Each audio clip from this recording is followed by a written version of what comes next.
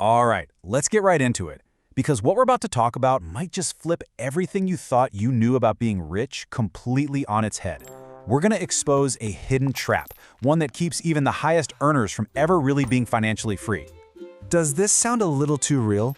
You did all the right things, you got the good grades, you landed that awesome job, and now you're pulling in a six-figure salary. On the outside, you look like a total success, but deep down, you're kind of freaking out, right? There's this constant low-level panic because you're basically living paycheck to paycheck, even with all that cash coming in. Well, that feeling has a name. It's called the Golden Handcuffs. And it's a trap, really. It's perfectly designed to keep you on the hamster wheel forever. You see, society has tricked us. It's brainwashed us into thinking that a high income is the same thing as real wealth. But here's the thing. They are not the same, not even close. A big salary can make you comfortable, sure, but it almost never makes you free. To really get this, let me tell you a story. It's about two friends, and it perfectly breaks down this fundamental difference between earning a salary versus building equity. So on one side, you've got David. He's a senior engineer at a big tech company, making a cool $200,000 a year. To the outside world, David is the man. Then you've got Marcus. He went off and started his own kind of boring software company. He only pays himself $60,000 a year. Now, on paper, David is absolutely crushing him. But here's the kicker, the one detail that changes everything. David has 0% equity, while Marcus owns 100% of his company. Let's be real about David's situation. That $200,000 salary, it just gets eaten alive by taxes. Then, of course, you've got the fancy apartment and the nice car to go along with his high-status job. It's classic lifestyle inflation. If he stops working, the money stops, period. He's basically become a human vending machine. You put in 60 hours of his life, you get cash out. That's the deal. Okay, now let's flip the script and look at Marcus.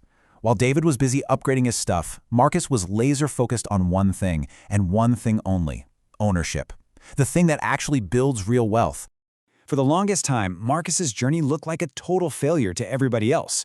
I mean, for 3 whole years, the guy made $0. He lived like a hermit while his buddies were out buying new cars. But let's fast forward 10 years. His little business gets acquired and bam, a $10 million check lands in his bank account. Think about that. David would have to work for 40 years, pay 0 taxes, and spend absolutely nothing to save up what Marcus made in a single afternoon. So how in the world is that even possible? Well, it boils down to a super simple, fundamental truth about how value works in a company. When you have a job, there is a hard ceiling on what you can make. Why? Because you're not paid based on the value you create, you're paid based on what it would cost to replace you. And that, my friends, is the trap. Let me put it another way. Let's say your work brings in $1 million for your company. Are they going to pay you $1 million? No way. They're going to pay you your replacement value. Let's say $200,000. So where does that other $800,000 go? Yep, straight to the owners, the people with the equity. Now look, this doesn't mean you need to run out and quit your job tomorrow. Not at all. In fact, if you're a high performer, you should absolutely be fighting for a piece of that equity with stock options. But the core idea is the same. Without ownership, you are leaving the vast majority of the value you create on the table for someone else. Okay, so you're on board. Equity is the name of the game. But how do you actually go about building it? Well, there's a playbook, but you got to be careful. There is a huge pitfall here. Yeah, this is where so many smart, ambitious people mess up. Big time. They get hungry for growth, they think they need cash, and they walk right into the venture capital trap, giving away their most precious asset way, way too early. Think of your new company like a pizza. When you first start out, you own the whole pie, 100%. Every slice, every bit of pepperoni, it's all yours. But then a VC comes along. They offer you a cool $1 million for half your pizza. Half. You take the deal. Fast forward 10 years, the company sells for $100 million. You get $50 million. Sounds great, right? But wait, what if you just held on a little longer, bootstrapped it, and only sold 10%? That same sale would have netted you $90 million. That one early decision just cost you $40 million. This idea comes from the absolute legend Felix Dennis. And his #1 rule for getting truly wealthy was simple. Never, ever give away your equity unless you have absolutely no other choice. It is the most valuable thing you will ever own. You have to protect it like your life depends on it. All right, so where does the $1 million idea even come from? Well, it's usually found right in the middle of these 3 circles. First, what's your skill stack? The key is you don't have to be the best in the world at one thing. Just be pretty darn good at two things and combine them in a unique way.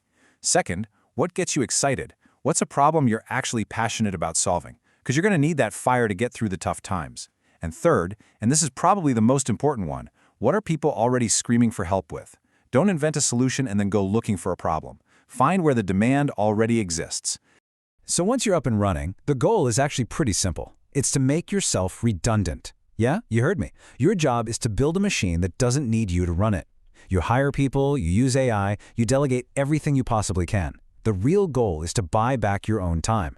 See, a business that needs you there every day, that's just another job with more stress. But a business that runs on autopilot, that is an asset worth millions. So this all leads us to a choice, a fork in the road. You've got two paths in front of you, two totally different outcomes, and honestly, you're the only one who can decide which one to take. Now, I gotta be real with you. This path is not for the faint of heart. It is a long, often lonely journey. For years, it's gonna look like you're falling behind. You'll see your friends in their safe corporate jobs getting promotions and buying new houses, and you'll be grinding away. You just have to constantly remind yourself that almost every overnight success you've ever heard of was actually built on a decade, sometimes two, of quiet, thankless work. So I'm just going to leave you with this one final question to think about. Take a hard look at your career, at your finances, at your ambitions, and ask yourself, are you building someone else's empire, or are you building your own? Because that comfortable salary, that'll always be an option. But the chance to build your own thing, that window might be closing. The choice, as always, is yours.